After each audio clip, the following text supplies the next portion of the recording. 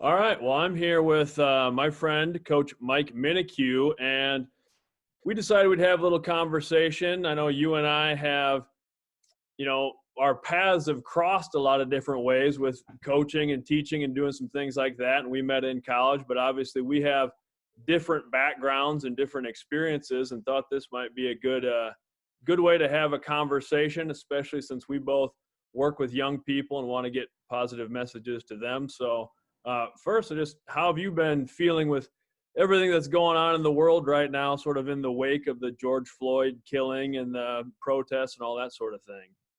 Yeah, man. Just been thinking about everything. Um, just making sure. My biggest thing was, I'm 35 years old, so I've seen a lot, been through a lot, but just making sure I was there for our guys, uh, mentally. Cause just trying to make fill those out. This is a great time for what I say. We always, as adults and coaches, is telling the kids what to do Yep. and how to do it. It's a good time now to sit back and listen and try to direct these guys based off their what they're feeling and everything like that, the situation that's going on, all the situations that's popping up and stuff like that. But also keep in mind that I mean, you can't label everyone in one lump sum based off of a few actions type deal.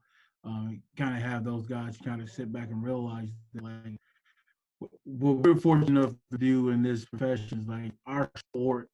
Um, I coach football, you coach football, and other sports as well. Is in those team settings, we always talk about family type deal, regardless black, white, Hispanic, wherever you're from. Everybody's working towards a goal, and but when a lot of some of those guys when they get outside of that setting, the world is telling them, like, they seeing different things that's telling them different, and kind of have those guys lean on those values that they learn. That's the beauty of sports, regardless if you play female, male, play basketball, volleyball, whatever. That's the beauty of sports is that you get people from all over.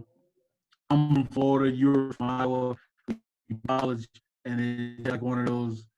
We didn't know each other from a can, and then they, we still talk to each other today. We're friends and everything, and the color of the skin had nothing to do with that. Once you got to know the person, Right. it's that's what it is, and just kind of guide those guys through those emotions because a lot of them get angry, but then want to go out and react off anger, and then throw one person in one lump sum, and after not one person, but off a few people actions, well, everybody, all of them are like that. No, that's not true. You know what I mean? And it goes Right. on both sides too.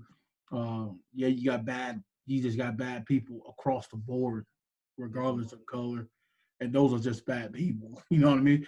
And it's just not just because those bad people that don't make the whole black, white, Hispanic, whatever people bad type deal. Right. hmm So that's what we kind of been doing. Our head coach hit on it. He talked to the team about it, um, and I just kind of been talking to him and stuff like that because sometimes the kids have a hard time talking to a group of people, Hmm. even me sometimes, and because we, like I said earlier, we so used to telling as coaches and teachers, you got to do this, you got to do that. This is our time to listen.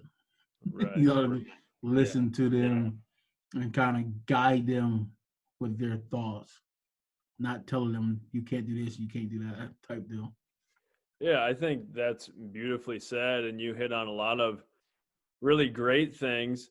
I think, first you mentioned we met in college, Mm-hmm. and we went to Upper Iowa University, Yeah. which I think is kind of a unique place. Mm-hmm. It's in rural Iowa. It's in a town of 1,000 people. Fam, it doesn't even have a high school in the town, but there's a 4-year university there. For sure. And it's this kind of unique blending of people from all different backgrounds and different places and different skin colors and belief systems and all these things in one place. Mm-hmm. But that was something like you talked about a little bit.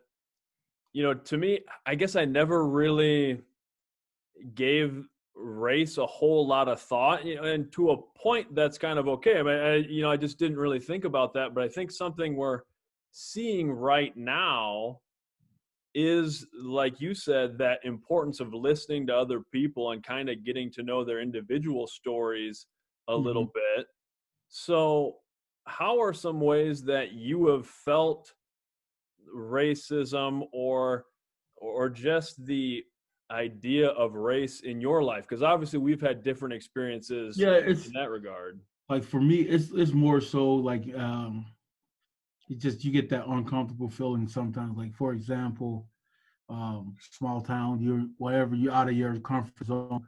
You walk into a grocery store and everybody's looking at you. You can tell like, why is he here? Like that's what people think. You know what I mean? That type of deal, and it Right. just without even getting to know and stuff like that. Being that I have two boys, they both biracial.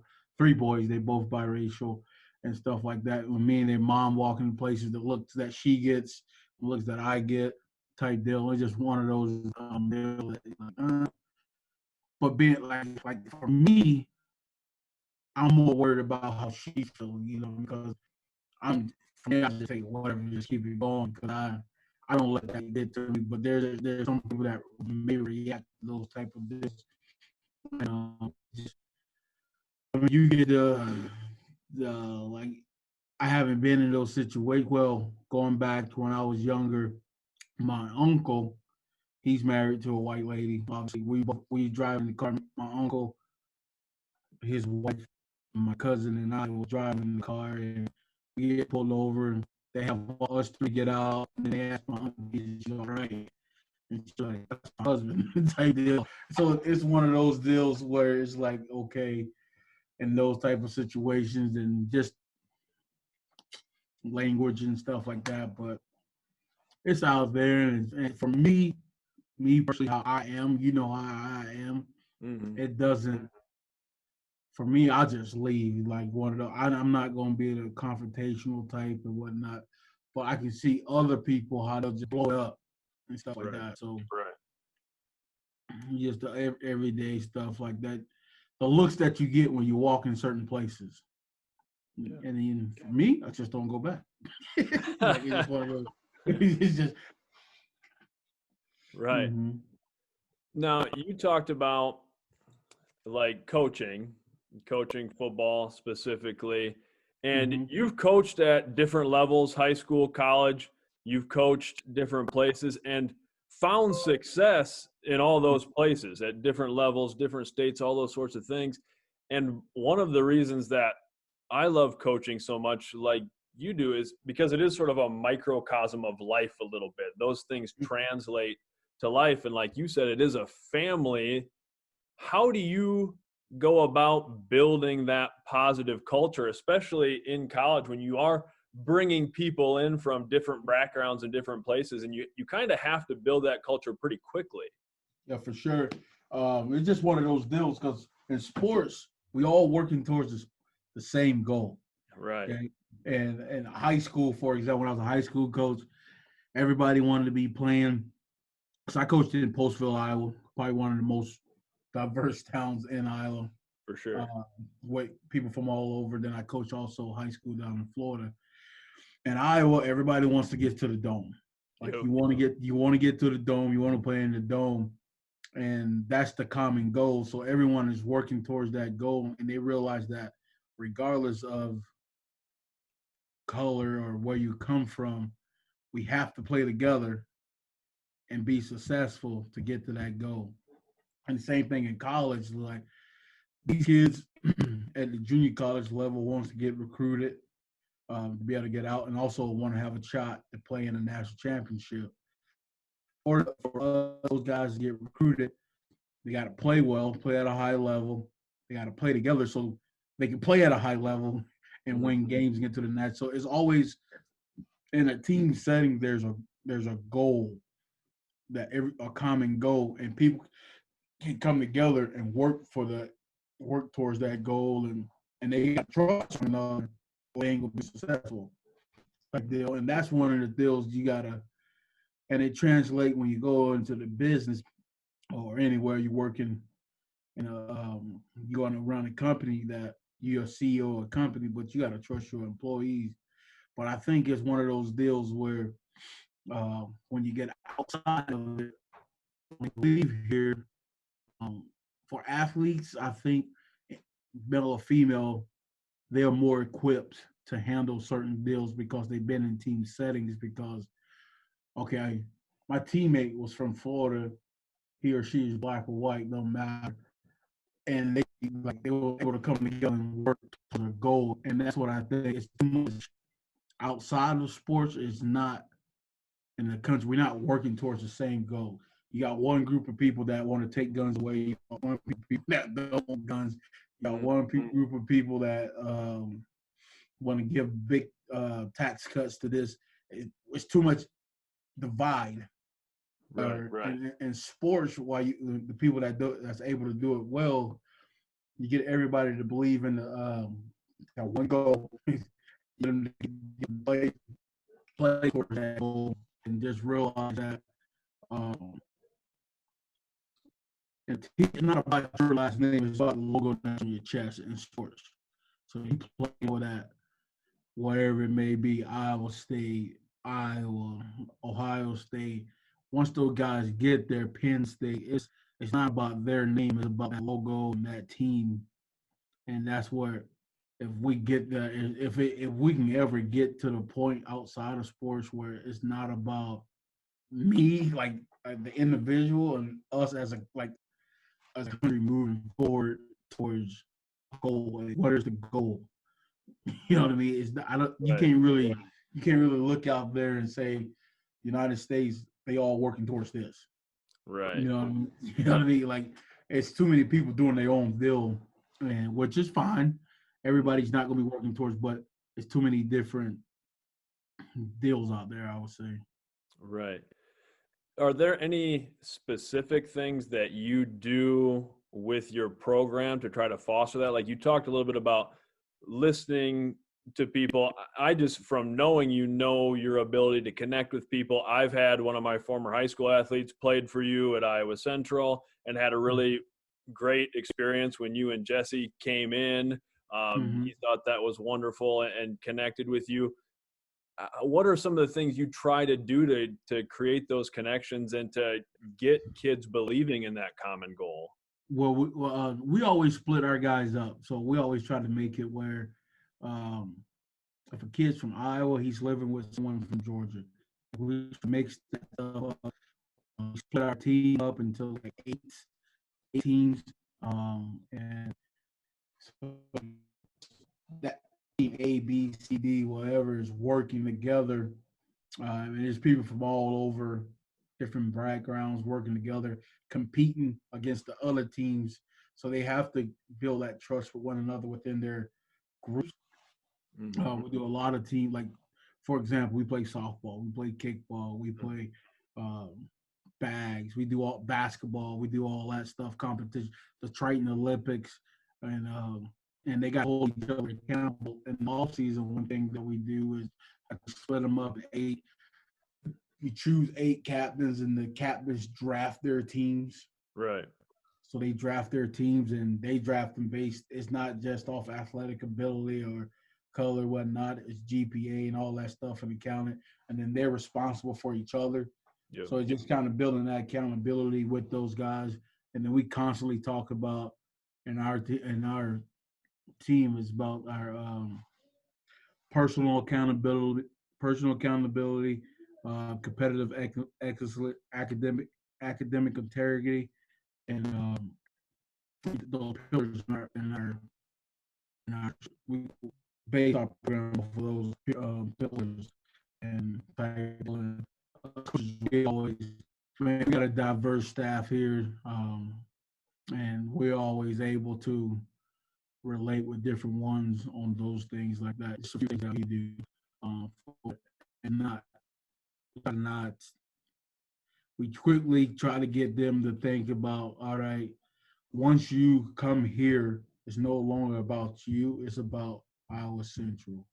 Mm-hmm. And constantly beating those things in. You're a trite now, rather you're a transfer from here and all that. Right away, everybody got the same gear. You know Mm-hmm. what I mean? Everyone, we got the two, whatever your workout shirts are. Whenever we travel, we all travel and travel. Like we look alike. We always, there's nobody wearing different clothing. We wear the same deal like Right. that. But we also let the guys be themselves within the team concept type deal. We're Mm-hmm. not we're not having guys come and completely change like a guy that comes in and listen to hip hop. I'm not gonna say no, you can't listen to hip hop, or you come in and listen. You can be yourself within the team, and Right. they feel comfortable doing that. Because I know there's some people, some places where got to be hair can't be below your shoulders or whatnot. Now be yourself within the team concept type deal. Right. I think that's a great message. And we're seeing that right now, which is a good thing, is those conversations being had where that is an important balance of supporting people individually, but then uniting them in one concept. Mm-hmm. Now, you talked about you're not originally from Iowa. You've been in Iowa for a long time now. And For quite a bit, just yeah, almost as long as I've lived in Florida. Almost, I well, think 6 years between going to school and then working in. right. So, one thing that I guess I love Iowa. There's a lot of great things about being from here. But I know with my own kids and with the students I teach, one thing about Iowa is it's pretty easy to be sort of sheltered from a lot of different things. There's not Mm-hmm. as much cultural diversity, especially in the rural areas. And trying to expose kids to that, and my own children to those things, have you found that it's a little more difficult, or how are some ways that you try to share some things and get your athletes, your own boys, to sort of experience a broader picture? Like for us here at the college level, it's a little easier Yep. because people come from all over, Right. and our campus life is that. I mean, on campus here we have over 1,000 student athletes, and coach, they're from all over the United States, and then also internationally. We got people from New Zealand, France, Brazil, Mm. England, like they from all over. So college is a little easier. Um, and then like I worked in like I've been in Iowa for a while, and I think like the rural Iowa is sometimes it's harder because you don't get too many people families moving into those areas. Right. So the best, I mean, you got to be willing to.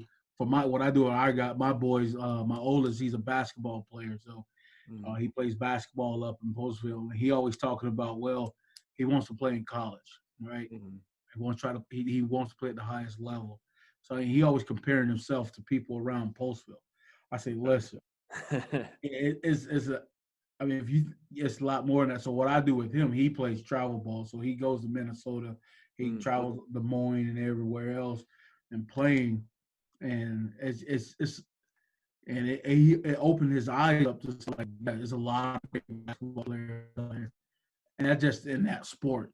Right. And it just got to be one of those, and it's through conversation, and I mean, because what they see on TV is not what it actually is, because everybody's looking at like the Lil Wayne, the Drakes, and all those, and, but like it's not like not every person is like that, or that's how the communities are, and you just got to be open to some things, travel to somewhere. I mean, and just get to know if you got neighboring towns with diversity in it, drive over there and just talk to them. I mean, it's just it's that simple, I think, and stuff like that. Yeah, I think that's a really good point, and that's something that, yeah, I'm sure your boys have benefited from. They get to see, like you said, all the diversity at the college level. Postville, like you mentioned, is Mm-hmm. a diverse community in Iowa. I Mm-hmm. know for my kids, they've benefited just from the friendships that I have with guys like would go to Upper Iowa games, and they get to Mm-hmm. see me being friends with and hugging guys who, Yeah, for sure. have different skin color, all those different sorts of things that they maybe don't see as much in our In your small town area. mm-hmm. And that's the message I've really been trying to give them. We've been trying to watch some things on the news and talk about this situation. Obviously, from the perspective of a white person looking at it, but saying, I think it's so important to just talk to people who don't look like you, talk to people who come from different backgrounds. What is the message that you're giving your boys right now as a parent with all of this going on? For sure, and it's one of those deals where that's a conversation that I try to have. Each one of those, I talk to them. I can't.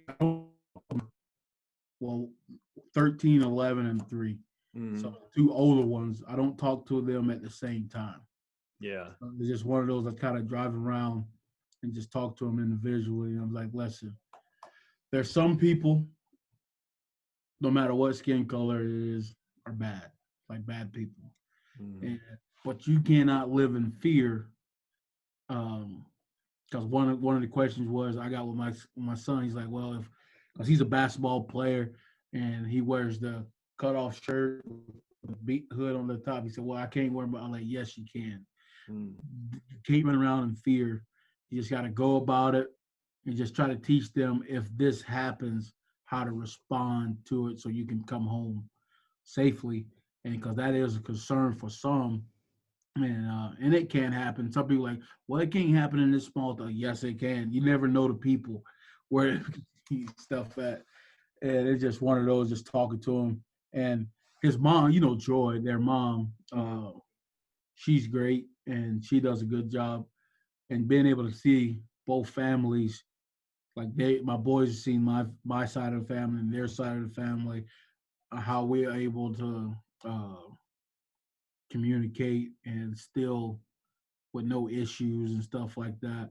So and a lot of this is all. I mean, you're talking to the kids and stuff like that, but at the end of the day, Luke, I think is all fall back on the parents because a lot of this stuff, if your child is born and my child is born, when they first see each other, they're gonna smile, run up to each other.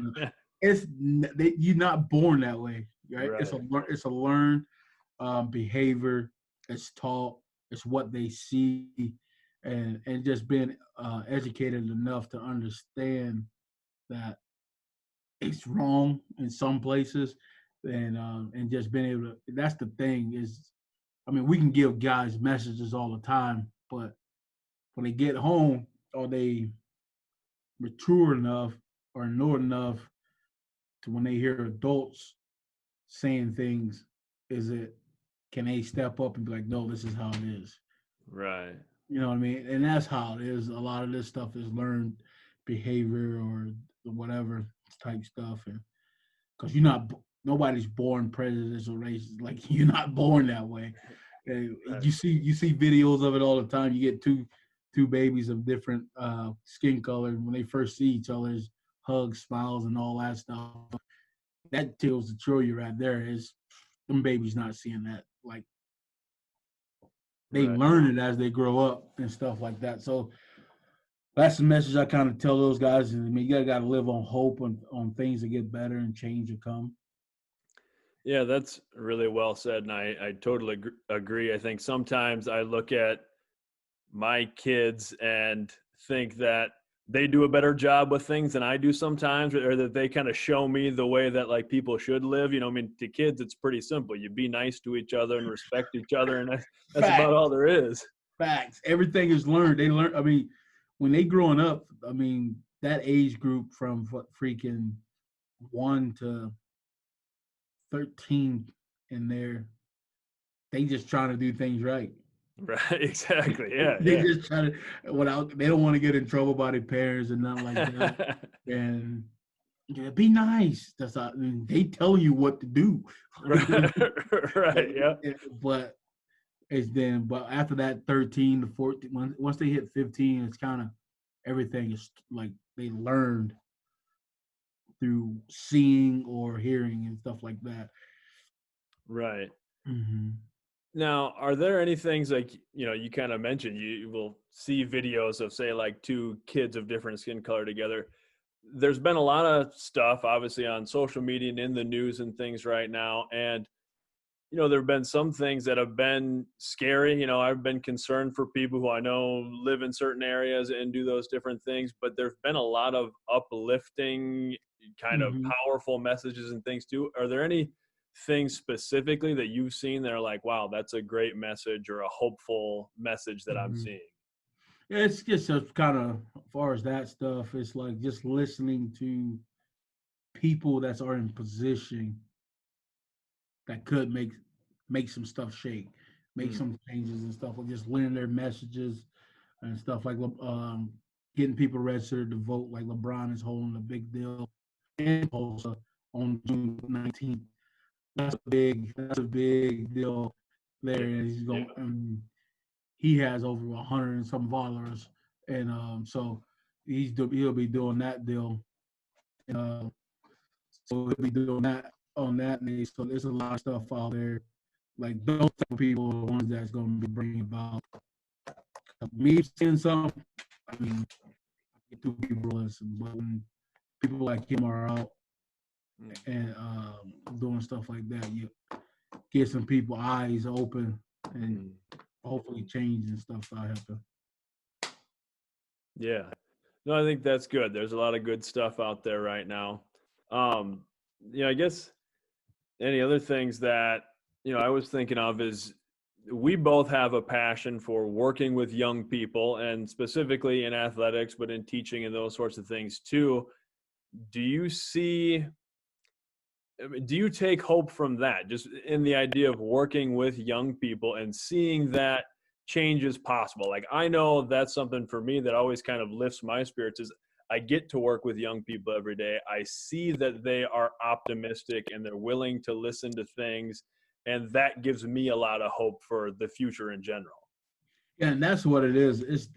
I mean, you and I, we both at an age now where what we do really ain't gonna bring much change. It's you Right. know what I mean. I Yeah. mean, we can try, but I think our job is now is the guys like you're get them before I get them. It's Hmm. kind of working on those guys and girls as far as that's the group that's going to bring change. If they're able to start listening to others and talking things out, rationalizing things, and be like, oh, that ain't right. Because those are the future politicians, the future business owners, the future leaders. And some of these, and seeing some of the youth and regardless of color, are working together, coming up with these different groups or these different messages, these different infomercials, and all that. I was like, okay, there's a chance that we're moving. It's not going to happen overnight, because you still got your. I mean, some of people is so embedded on both Hmm. sides. I'm not just saying white. I mean, this conversation is just talking about white, black, whatever, but it's on both sides, and being a black person, you hear black people say racial prejudice things towards white people, and it's both sides Hmm. but it's the youth of those, and then those guys and girls are starting to listening and taking the right steps, and in this profession, if we are able to stay with our mindset on, all right, if we still be like this is wrong, we need to continue to make change, and we in our program. See, sports are modeled that way. I think as Hmm. far as you have to work together, or you ain't gonna be successful. Right. You know what I mean? Like in team sports, like wrestling and those sports are different, but in team sports, and if with the more youth we can touch in a positive way, they'll go on to the next. Because I got into coaching because my former coach, my high school coach, whatnot, he had a high impact on me Mm. when I was coming through, and I wanted to be able to give that back to someone else, and it just keep going. You know Mm. what I mean? That's what I think.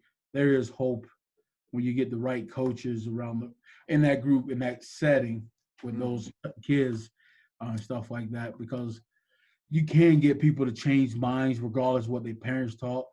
taught them or whatnot.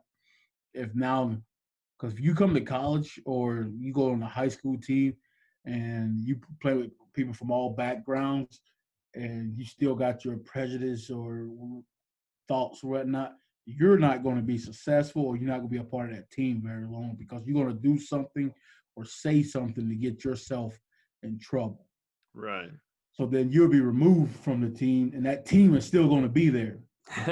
Yeah. So it's not going to, it's going to be you by yourself and that team is still. So that's why I think there's hope. Right. I think that's well said. That's something I always try to talk with my kids about, is sort of like the pursuit of empathy, in the sense that we can never like fully understand what somebody else has gone through or their perspective, but it's important to pursue that. And I'm hopeful that some of the messages we're getting right now, I don't know, from your perspective, do like some of the protests and things that are happening now, some of the conversation are happening, does it feel a little bit different? I mean, this feels a little bit like there's more emphasis being put on, like you said, really listening to each other and trying That's to the, empathize with each other. yeah, because before, I mean, you look at the other protests, they had protests and nothing happened. Mm-hmm. Now, I mean, it's taken up to a next. I know a lot of like the looting and the rioting. Everyone's talking about it. Well, they shouldn't be looting and rioting. They shouldn't be doing this and that. Or, and I see it on both sides. Okay, Mm-hmm. but and for example, if you was to walk down the street peaceful protesting every time something happened and nothing happened, eventually you're gonna get angry enough and you're gonna throw a brick through a wall. Or Right. when and they be like, Luke just threw a brick through the window. Now you just open somebody's eyes. Like, why did Right. he do that? Right. And then why did he do that? You know what I mean? So it's one of those. Now, I think what's kind of getting lost a little bit with all the looting and rioting is so many people are focusing on the what and not the why. Yeah. But a lot of times it's like that's why I always tell guys like, Coach, why I want to do something. I want to do something. What can I do? I say, then my next question is why? Then they can explain, well, that's wrong. He's like, now you're listening to them, like, that's wrong. Then you're like, why is that wrong? Like, I always ask the whys. I try to focus more so on the whys and not the what. And that's a lot of, in the past, that's what happened. People, like, they focus on the what and nothing happened. Mm-hmm. And now you focus on the why and you fix that why, there's hope for change. Right. Mm-hmm. Well, I think that's really well said. I guess, I had jotted down a bunch of things we could talk about, but I think we hit on a lot of the important things. And I don't really I don't want to bury the message. I think you shared a Mm-hmm. lot of really nice stuff. So I guess with that, is there anything else that, you want to talk about, or anything else you want to share? Yeah, I'm good. Look, whatever you want, I'm good. I got nothing really. I just always my main thing is like, and people. One other thing is about the flag, right? Hmm. Kneeling, doing the national anthem, and so many people are quick to bring up the flag as Yeah. if, as if. And what I try to, when I was talking to some people, I try to explain to them is, okay, during the wars and stuff, it wasn't just white people fighting for the flag. Hmm. It was blacks, Hispanics, whatnot. But you got to also remember when those guys went and fought for the flag, they came back to the country that they was fighting for the flag and didn't have the same freedoms as the counterparts that was fighting for the flag.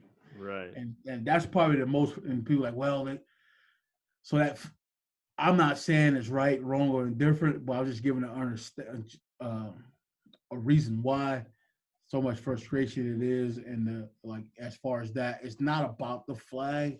I don't think it is. It's not. It's just for the injustice and the stuff, brutality of police like that. But you got to remember that it was multiple races fighting for the flag, but multiple races that don't reap the same benefits that the flag gives others. Right. So that's now you look at all and it's just years and years and years and years. We can go back, years and years of buildup of the frustration, and now the boom, and now it's people listening. Right.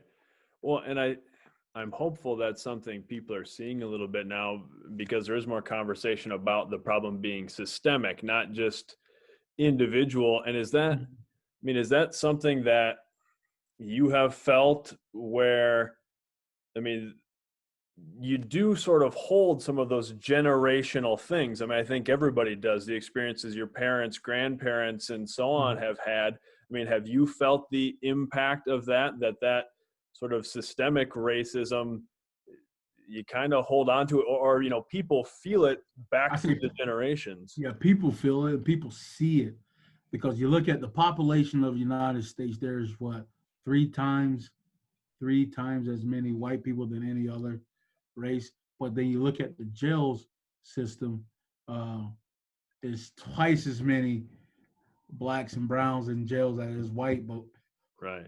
each person is, I mean, the crime rates are committed at the same rate, but it's twice as many uh, blacks and browns in prison Mm-hmm. when, as far as whites, because there's three times as many whites in the United States, so it's Right. not adding up, you know what I mean? So, Right. and stuff like that. So I see it. I mean, I'm not, you know me, I'm not the type that carries those type of Mm-hmm. grudges or whatnot and stuff like that. So Yeah. No, I think that's, I guess, an important thing for people to realize. If we're going to do a lot of the things that you talked about, just listening to each other, getting to know each other, making sure we're focusing on our why and common goals and things like that. But yeah, sure. that's about all that I had for you, Mike. I mean, I sure appreciate you coming on. Got a lot of love and respect for you, man. No problem. Anytime, Luke. All right. Well, I'm going to hit stop our record here.